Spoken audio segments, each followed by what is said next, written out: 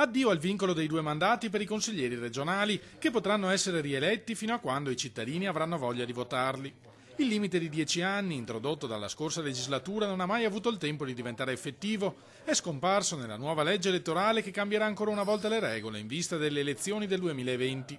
Tra le altre innovazioni, la scomparsa dell'incompatibilità tra consigliere regionale e comunale. Dal momento che il consigliere viene eletto direttamente dal popolo, quindi scelto attraverso le preferenze, è il popolo sovrano, quindi è il popolo a dover decidere se un consigliere merita di rimanere all'interno di questo consesso oppure no. Di diversa opinione il Movimento 5 Stelle, tutt'altro che ammorbidito verso la maggioranza leghista dalla trattativa in corso a Roma tra i due partiti. Questa legge elettorale è pensata solamente per fare i favori ai consiglieri regionali che cercano di trovare altri posti nei consigli comunali o che vogliono, per esempio, rimanere qua a vita. Infatti c'era l'obbligo che dopo 2 mandati uno se ne doveva andare, adesso questo obbligo è stato tolto e quindi uno può stare qui e pascolare tutta la vita in consiglio regionale. Ma anche tra le file dell'opposizione non manca chi approva l'eliminazione dell'incompatibilità. Questo è un limite che è stato deciso nella scorsa legislatura, non ero d'accordo e ritengo che il ruolo del consigliere comunale può sicuramente essere abbinato ad un ruolo come il consigliere regionale che può rimanere almeno legato al suo comune e al suo territorio.